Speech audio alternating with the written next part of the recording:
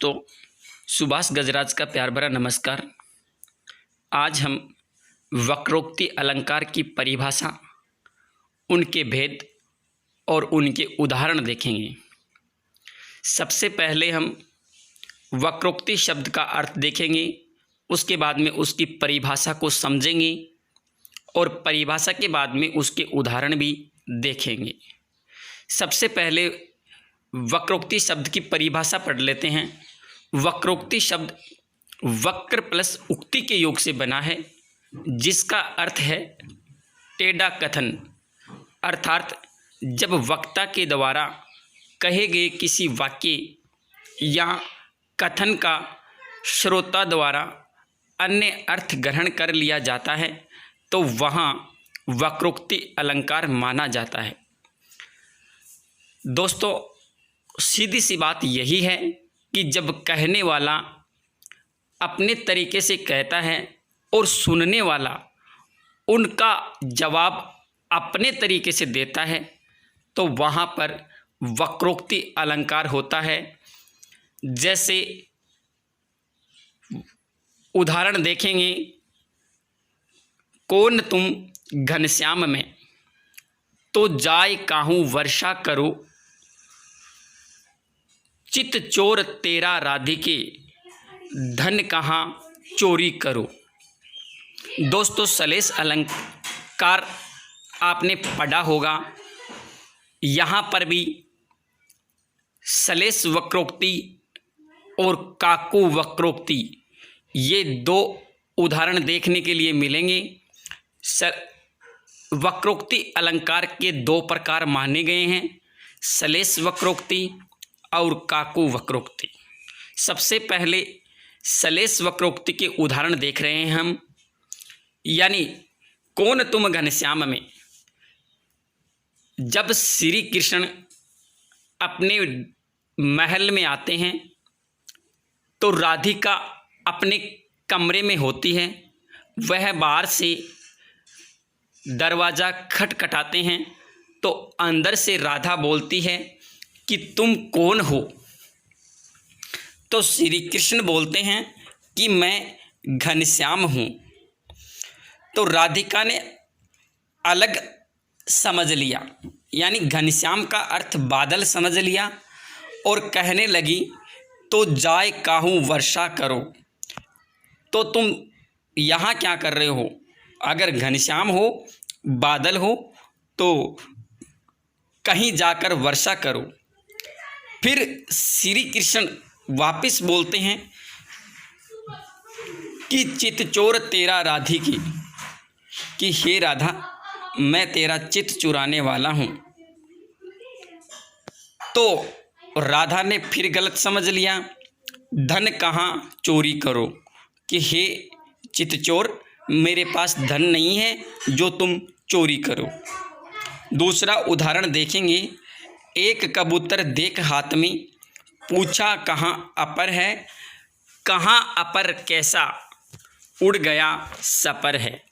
इसमें बताया गया है कि जहांगीर ने दूसरे कबूतर के बारे में पूछने के लिए कहा, जिसके लिए अपर शब्द का प्रयोग किया गया है, जबकि उत्तर में नूरजहां ने अपर का अर्थ यानी पर बिना पंख वाला ले लिया। यहाँ पर अपर शब्द में सलेस है, इसलिए यहाँ पर सलेस वक्रोक्ति अलंकार है। तीसरा उदाहरण देखेंगे, हे गिरिजा भिक्षु कित गयो, बलि द्वार मांगन गयो रमा। गिरी का मतलब पर्वत, जा का मतलब उत्पन्न होने वाली, यानी पर्वत पर जन्म लेने वाली, या गिरिजा शब्द का जो अर्थ है वह पार्वती के लिए हुआ है। रमा का अर्थ होता है लक्ष्मी, और भिक्षु का मतलब यहाँ पर शिव के लिए किया गया है।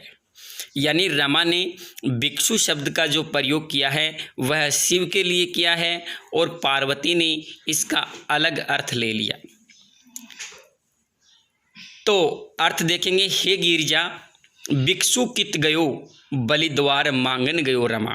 यानी जब लक्ष्मी पार्वती से पूछती है कि हे पार्वती शिव कहाँ गए, तो पार्वती ने इसका भिक्षु शब्द का अर्थ विपरीत ले लिया, वह विष्णु समझ बैठी। तो कहने लगी कि बलिद्वार मांगन गयो रमा, कि हे रमा, हे लक्ष्मी, जो भिक्षु है वह बलि के द्वार के ऊपर मांगने के लिए गया है। आगे देखेंगे, द्वार पर कौन मैं हरि राधे, क्या काम यहाँ जाओ वन में।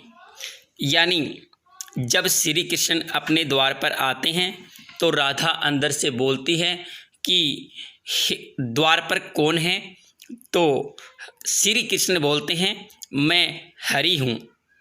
यानी हरि शब्द का प्रयोग जो किया गया है वह कृष्ण के लिए किया गया है, लेकिन हरि शब्द का अर्थ कृष्ण भी होता है और बंदर भी होता है और शेर भी होता है। इसलिए राधा ने हरि शब्द का अर्थ श्री कृष्ण न लेकर बंदर ले लिया। तो कहने लगी क्या काम यहाँ जाओ वन में। तो राधा श्री कृष्ण से कहने लगी कि यहाँ पर हरि का क्या काम है, आप वन में जाओ। यहाँ पर हरि शब्द में सलेस है। आगे देखेंगे, हे शैलजा पशु पालक कहाँ, यमुना तट गयो ले धेनु। यहाँ पर भी पार्वती और लक्ष्मी के बीच का संवाद बताया गया है कि हे शैलजा, लक्ष्मी पार्वती से पूछती है पशुपालक कहाँ। देखो शिव को पशुपति भी कहा गया है, पशुपालक भी कहा गया है। तो वह लक्ष्मी पशुपालक शिव के लिए पूछती है कि हे पार्वती पशुपालक कहाँ है, लेकिन पार्वती ने पशुपालक का अर्थ श्री कृष्ण के लिए लिया है। तो कहने लगी यमुना तट गयो ले धेनु, कि वह यमुना के किनारे पर गायों को चराने के लिए गया है। तो यहाँ पर मित्रों सलेस वक्रोक्ति अलंकार हैं। आगे देखेंगे, कौन तुम मैं घनश्याम बरसों कित जाए।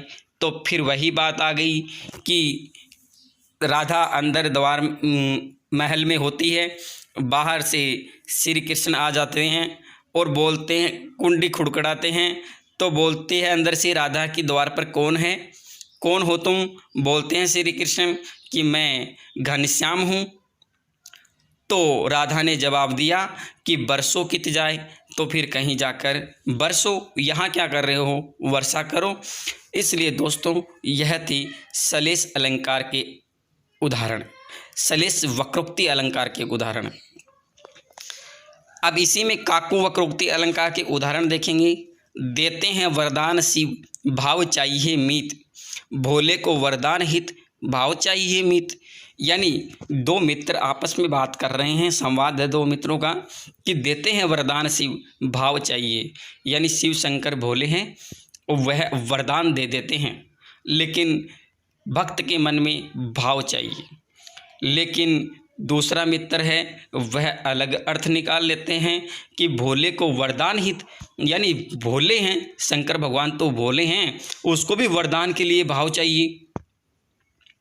क्यों हो रहे हो निराश, कह हरि कष्ट दूर न करी, राखिए दृढ़ विश्वास, हे हरि कष्ट दूर न करी।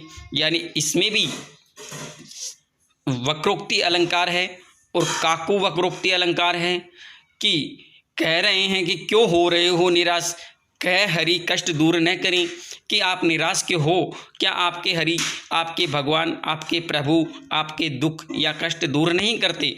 लेकिन दूसरे मित्र ने कहा राखिए दृढ़ विश्वास, है हरि कष्ट दूर न करे। अगर आप दृढ़ विश्वास नहीं रखोगे तो भगवान आपकी कष्ट दूर कैसे करेंगे। तो दोस्तों यह था वक्रोक्ति अलंकार और उसके उदाहरण। अगर आपको अच्छा लगा हो वीडियो तो चैनल को लाइक शेयर और सब्सक्राइब करना न भूलें। मैं आपका अपना सुभाष गजराज।